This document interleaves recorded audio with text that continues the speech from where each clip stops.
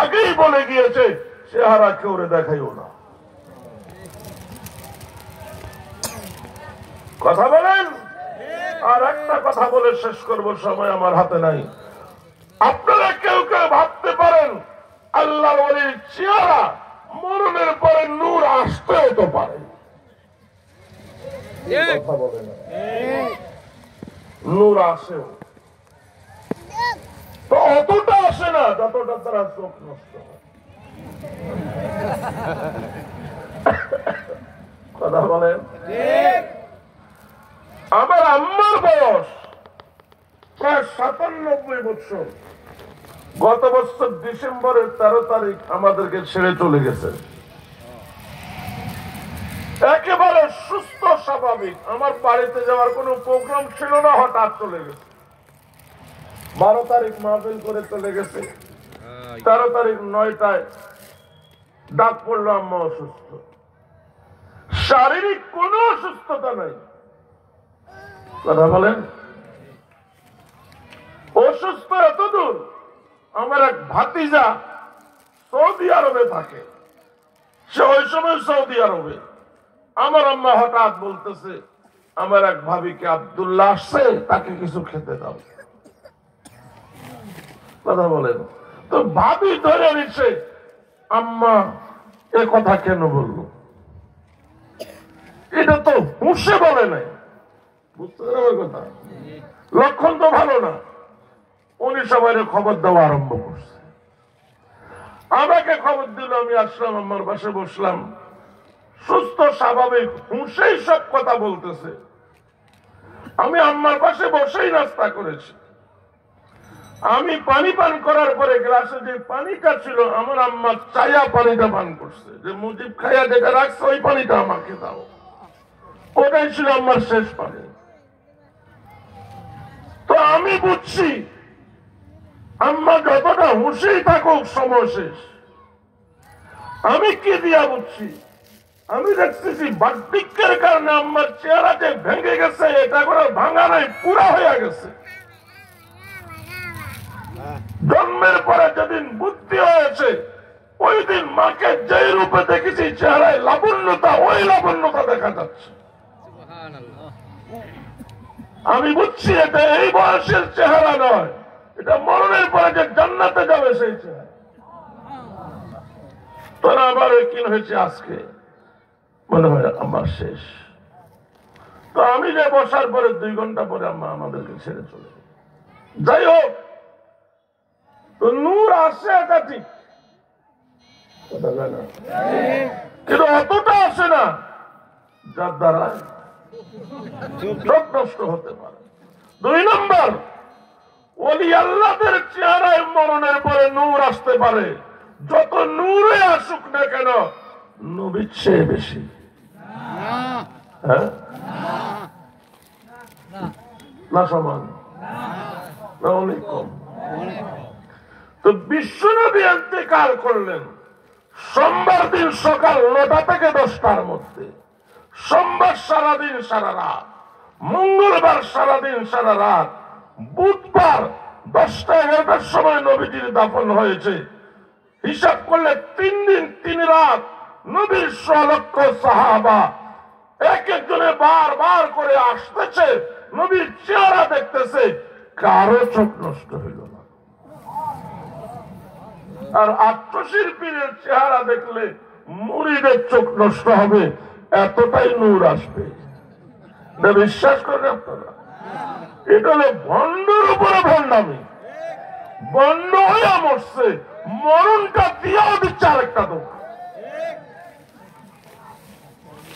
আমি শুধু আত্মশিল্পীকে দেখাইলাম।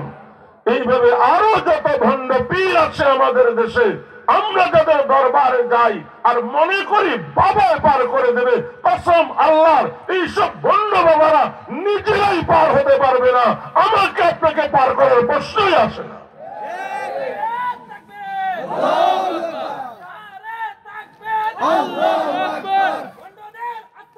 ভেঙে দাও, ঘুরিয়ে দাও, ভেঙে দাও, ঘুরিয়ে দাও। আমাদের সামনে যুদ্ধ হবে চারটা। কটা? 1 নম্বর, যুদ্ধের প্রস্তুতি নিতে হবে, কোন ভারতীয় আগ্রাসন যেন এই দেশকে গ্রাস করতে না পারে। 2 নম্বর, পতিত হাসিনার কোন দালাল যেন সমাজে নেতৃত্ব দেওয়ার জন্য মাথা উঁচা করতে না পারে। 15-16 বছর যাদের জুলুম অত্যাচার নির্যাতন ছিল সারা দেশ, ওই কোন প্রেতাত্মা আবার সামনে আসবে, এটা হতে পারে না।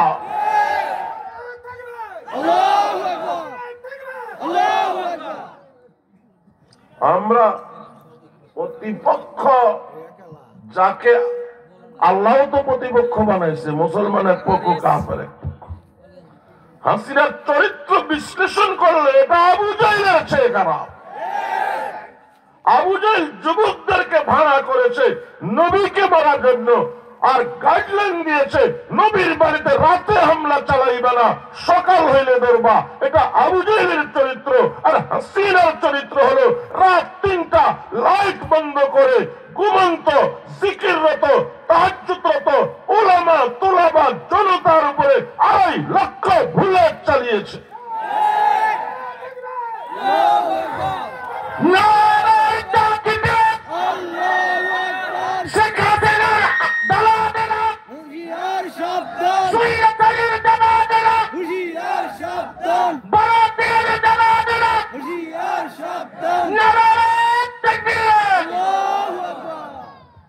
বলুন, হাসিনার চরিত্র আবু জাহেলের সমান না জঘন্য? সমান, আরো জঘন্য। 3 নম্বর লড়াই এইসব শিরিকের বিরুদ্ধে। কথা বলেন। 4 নম্বর লড়াই কওমি উলামা তুলাবা জনতা ঐক্যবদ্ধ হয়ে প্রতিটি পাড়ায় মহল্লায় সংগঠন তৈরি করতে হবে, যাতে ইউনূস সরকারের পরের সরকার ইসলামী ইমারতের সরকার হয়।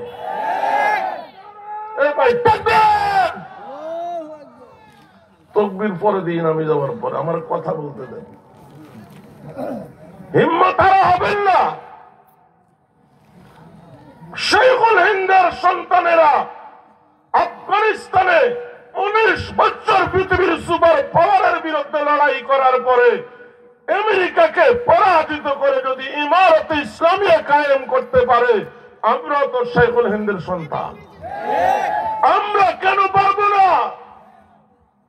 কওমি দেওবন্দি উলামা তুলাবা জনতা, ডক্টর আবু খালেদ সাহেব বলেছেন কওমি ছাত্রদেরকে স্বপ্ন দেখতে হবে যে আগামীতে আমরা প্রধানমন্ত্রী হব। সম্ভব না? সম্ভব। হযরত ওমর ফারুক রাদিয়াল্লাহু তাআলা আনহু পাহাড়ের কাছে গিয়ে কাঁদতেছে, সাথীরা জিজ্ঞাসা করলো কেন কাঁদেন? হযরত ওমর বলে অতি স্মরণ হয়েছে, এই পাহাড়ে বকরি পাল নিয়ে আসতাম, প্রতিদিন 2-4টা বকরি ভাল্লুকে খেয়ে ফেলতো। সন্ধ্যায় বাড়িতে গেলে বাবা বকরি পাল গনে আমাকে পিটাইতো, চর থাপ্পড় দিত, আর বলতো ওমর তোর জীবন কি করে চলবে, কয়েকটা বকরি সামলাইতে পারিস না। অথচ আমি সেই ওমর আজ অর্ধ পৃথিবী সামলাচ্ছি। বলুন, ওমর কোন ডিগ্রি দিয়ে সারা পৃথিবীর অর্ধেক শাসন করেছে? কি কোন ডিগ্রি দিয়া? ডাক্তারি ডিগ্রি, ইঞ্জিনিয়ার ডিগ্রি, না নোবেল বিজয়ের ডিগ্রি? ওমর অর্ধ পৃথিবীর মানুষ নয়, শুধু মাটি ওমরের কথা শুনতো, পানি ওমরের কথা শুনতো, বাতাস ওমরের কথা শুনতো, আগুন ওমরের কথা শুনতো। মদিনায় ভূমিকম্প হচ্ছে, হযরত ওমর পায়ের মুড়ি দিয়ে আঘাত করলেন, আর জমিন কাঁপতিস কেন? আমি কি তোর উপর ইনসাফ করি নাই? ওমরের এক আঘাতে জমিন স্থির হয়ে গেছে। সারা পৃথিবীতে ভূমিকম্প হয়েছে কমবেশ 1500 বছরের মধ্যে, আজও মদিনাতে ভূমিকম্প হয় নাই। ওমরের ডিগ্রি 2টা, একটা ইলমে ওয়াহী আর একটা সোহবতে নবী। কথা বলে না? কয়টা? ইলমে ওয়াহী, সোহবতে নবী। আমাদের কাছে ইলমে ওয়াহী আছে, নবীর সোহবত ডাইরেক্ট নাই, ইনডাইরেক্ট আছে। কথা বলে না? ডাইরেক্ট নাই, ইনডাইরেক্ট আছে। আনন্দ করতে হবে। ইনশাআল্লাহ ইমারত ইসলামী এই দেশেও কায়েম হবে। গতকাল সিরিয়া জয় হয়েছে।